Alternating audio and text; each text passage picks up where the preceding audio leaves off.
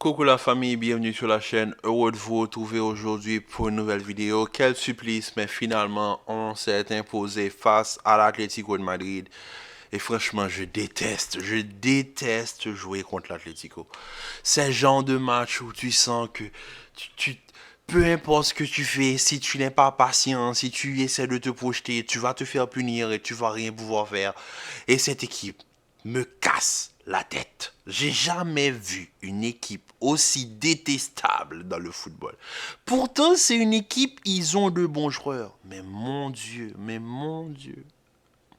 Et quand on prend une seconde et qu'on se dit, on joue l'Atlético 3 fois en moins de 25 jours. Dans moins de 8 jours, on rejoue l'Atlético. On joue l'Atlético, Super Coupe d'Espagne, Coupe du Roi et Liga. Le Real qui s'impose 5-3. 5-3. Quand tu entends ce genre de score, tu te dis, waouh, ça a été un match flamboyant. On est d'accord. La première période, elle était très ouverte. De partout, but de Griezmann, super but de Griezmann, super but de Ferland Mendy. Les deux équipes, on voyait qu'il y avait du jeu. L'Atlético jouait avec son 3-5-2.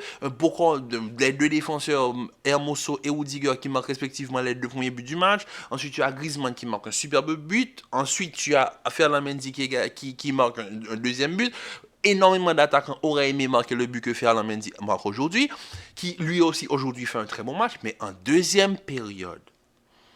Comment expliquer que l'Atlético est venu jouer la prolongation et pourquoi pas les tirs au but? Parce que l'Atlético, il commence le match en 3-5-2.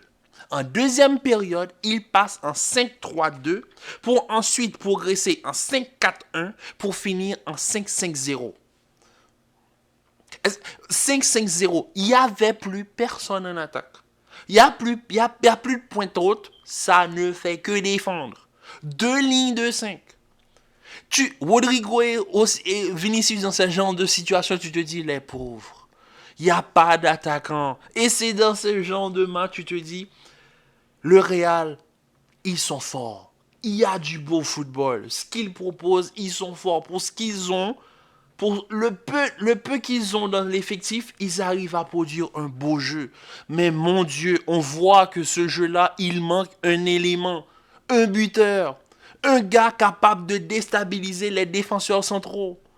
On ne peut pas compter sur la projection de Bellingham, sur la projection peut-être de Luka Modric ou de Valverde. Aujourd'hui, l'équipe globale a joué un bon match. Valverde, l'homme de l'ombre, l'un des meilleurs milieux de terrain au monde. Aujourd'hui, il nous fait un match exceptionnel. Valverde ne m'a jamais déçu, du moins très rarement. Bellingham, aujourd'hui, il a tout donné. Il s'est fait ramasser par terre. 14 fautes pour l'Atlético, 0 carton jaune. L'arbitrage, cette saison, je ne sais pas ce qui se passe. Mais là, ça commence à faire beaucoup trop. Ça commence à faire beaucoup, non? Quand même. 14 fautes. Mais des fautes. Mais Bellingham s'est fait shooter par terre. Et l'arbitre, il n'y a pas de faute. Il n'y a pas de faute. Non mais les gars, non mais j'ai jamais... L'Atlético te crée cette frustration. C'est-à-dire que tu regardes un match de foot, tu te dis, ok, 5-3, c'est-à-dire que c'est un match où il y a eu énormément d'actions.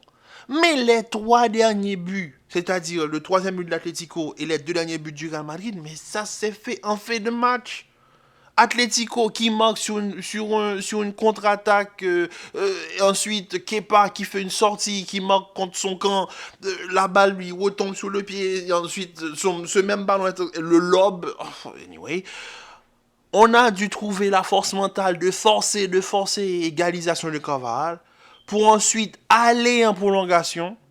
Et là, tu te dis, le Real, si ils font pas le maximum pour gagner et qu'ils vont au tir au but, c'est fini. Il n'y a plus de qualification, il n'y a pas de finale, il n'y a rien du tout. Le Real, les tirs au but, c'est leur kryptonite, on le sait. Il n'y a que Ocelou, je pense, qui a marqué un penalty cette saison. Donc, le Real doit tout faire pour gagner. Mais comment tu veux battre une équipe qui ne fait monter que que des défenseurs. Axel Witsel, Avi Galan, Aspilicueta. Il n'y a que des défenseurs qui montent. Et toi, tu essaies de mettre un petit peu d'allant dans l'attaque. Tu essaies de mettre des éléments, les Arda Güler, voilà, Fede qui sort sur blessure. Tu sors Vinicius, tu sors Rodrigo. Tu prends un risque, tu montes Rossellou, tu montes Ceballos. Ensuite, tu as Fede qui sort sur blessure. Bon, on va dire une petite gêne. Et ensuite, tu fais rentrer Arda Güler. Tu te dis, ok, là, les gars, il faut prier. Il faut prier. Brahim Diaz, quand il rentre, il apporte ce dynamisme au niveau de l'attaque. Et ça fait plaisir. Mais là, en prolongation, tu as 2 lignes de 5. Tu as un Real qui joue bloc haut. Mais que tu as l'impression, peu importe la petite micro-erreur qu'ils font, ils se feront punir. Ils vont se faire punir. Mais heureusement, on a Carvajal qui a retrouvé une seconde jeunesse. Et le match de Carvajal aujourd'hui, buteur et passeur, franchement, Carvajal, top niveau. Il y a absolument rien à dire. Carvajal, aujourd'hui, il m'a pondu une performance digne des plus grands. Et ça fait plaisir, même si on sait que Carvajal va vers sa fin, mais quand même, arriver à performer à ce genre de niveau, dans ces genres de matchs-là, tu te dis, ça fait du bien d'avoir un joueur de ce calibre-là, dans cette équipe-là, parce qu'on en avait besoin. Et il y a une seule chose, tactiquement parlant, qui a énormément apporté au Real Madrid, c'est la montée de Toni Kroos à la place de Luka Modric. Pourquoi? Quand tu joues face à l'Atlético, Modric, je pense que c'est pas le joueur qu'il faut. Du moins, à part s'il joue un peu plus haut. Face à l'Atlético, qui joue bloc bas, il te faut ce joueur capable de temporiser et de maîtriser la largeur. Et ce joueur-là, c'est Toni Kroos. Toni Kroos souffre, je pense, d'une petite blessure à la cheville. Peut-être c'est pour ça qu'il n'a pas commencé le match. Mais franchement, quand Toni Kroos est rentré, on a vu immédiatement que l'Atlético a reculé. Et c'est à ce moment-là qu'ils sont passés en 5-4-1. Parce que là, tu as eu un Real qui était dans la maîtrise. Un Real qui essayait de trouver la largeur. Un Real qui essayait de trouver des passes en profondeur. Et c'est là que Toni Kroos a toute son importance. Quand je vois que le Real essaie de le renouveler encore pour un an, on peut comprendre. Ce que Toni Kroos apporte, il n'y a pas beaucoup de joueurs qui peuvent l'apporter. Du moins, le seul joueur capable de le faire actuellement au Real Madrid, c'est Camavinga. Mais Camavinga, il est rentré sur le côté gauche. Il te fallait un Toni Kroos au niveau du milieu de terrain aujourd'hui et on l'a eu. Et le bien que Toni Kroos a fait quand il est rentré, c'est exceptionnel. L'entrée de Brahim Diaz qui marque le 5e but, qui prend de vitesse au black sur une contre-attaque. Franchement, je ne sais même pas comment célébrer ce match. Parce que c'est la frustration et en même temps une joie immense. Mais me dire que je vais me taper l'Atlético encore 2 fois en moins de 2 semaines, comment dire, ça laisse un petit goût amer. Parce que tu te dis que cette équipe-là, tu la joues une fois, c'est amplement suffisant. Déjà 2 fois dans la saison, c'est trop. Maintenant, tu la joues 3 fois en moins de 25 jours. Coupe du Roi, il n'y a pas d'aller-retour. C'est encore prolongation, peut-être tir au but. Et ensuite, tu as la Liga. Et ensuite, tu auras la Ligue des Champions. Waouh. Il faut, je sais pas, franchement, énormément de satisfaction pour le match d'aujourd'hui. J'attends la finale de dimanche. On ne sait pas encore si ce sera contre Barcelone ou Osasuna. On l'espère que ce sera un classico pour le plaisir du football. Mais aussi Osasuna qui n'a pas démérité. On a vu Osasuna l'année dernière. Ils ont de très bons joueurs. Ils peuvent le faire aussi. Mais mon Dieu, l'Atlético, c'est une équipe qui te laisse un goût amer. Tu gagnes un match, on dirait que qu'on te prenait par la gorge, tu n'arrivais pas à respirer. Et que quand l'arbitre siffle la fin du match, tu peux finalement expirer. C'est exceptionnel la pression que met cette équipe. C'est-à-dire, la frustration de ce match est énorme. Et quand en plus de ça, tu as un arbitre qui arbitre excessivement mal, qui est là, les joueurs du Real se font ramasser, mais il ne dit absolument rien. Et en plus de ça, on fait face à un bloc de deux rideaux de 5 joueurs. Impossible de les prendre de la largeur. Même là, quand Rossellou est rentré, je me suis dit, Ocelou, c'est le joueur qu'il faut, mais est-ce qu'on va pouvoir le trouver?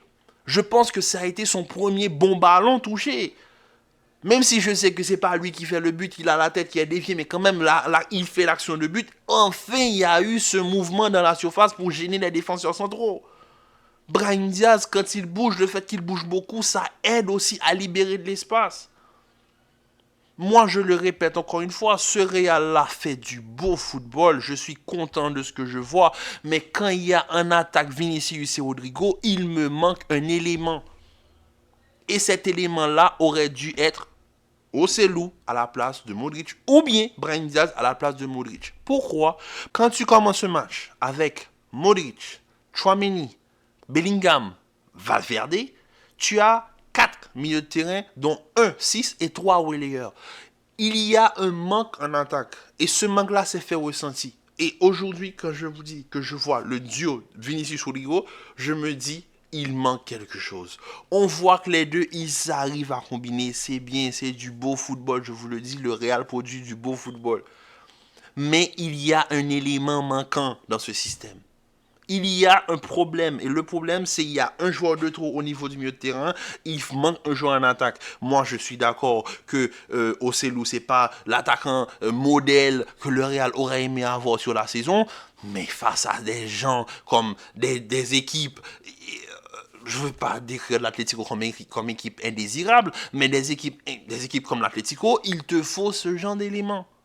Et aujourd'hui, franchement, le bien que fait Ocelot à cette équipe sur certains matchs, ça se salue. Mais l'équipe, franchement, je la salue. Rudiger, il n'y a rien à dire. Meilleur défenseur au monde. Et je veux entendre personne. Il n'y a pas de discussion à ce sujet. Rudiger est le meilleur défenseur central actuellement au monde. Ensuite, accompagné de Nacho aujourd'hui qui fait un plutôt bon match. Mais quand tu as Carval et tu as Ferland Mendy qui joue à ce niveau. Et ensuite, tu as Camavinga qui rentre, qui apporte énormément de bien à la défense. Ensuite, tu as un milieu de terrain de qualité avec un Tchouaméni qui fait son travail, Valverde, match exceptionnel, Bellingham qui apporte, qui porte cette équipe à bout de bras. Tu as Modric aujourd'hui qui, entre mi-figue, mi-raisin, mais vraiment, c'est l'entrée de Toni Kroos qui a tout changé. Toni Kroos qui te fait une rentrée top niveau, Ceballos qui fait une entrée top niveau, Brahim Diaz, lui, franchement, lui, il reste. Il n'y a pas moyen que Brahim Diaz quitte le Real. Il reste. Brahim Diaz, il reste. Tu as Ocelot qui essaie d'apporter. Tu as Rodrigo et Vinicius. Vinicius qui, lui, revient de blessure. On voit que c'est pas encore le Vini des mois précédents. Mais quand même, on se dit, mais comment tu fais pour souffrir autant? Non, mais vraiment, aujourd'hui, ce match m'a laissé un goût de frustration énorme. Mais bon, on est qualifié pour la finale. Donc, à dimanche et à demain pour savoir qui on va affronter en finale. Donc sur ce, la famille, abonnez-vous à la chaîne, commentez, likez, partagez. Restez en paix et en santé et on se dit à demain pour une nouvelle vidéo. Peace.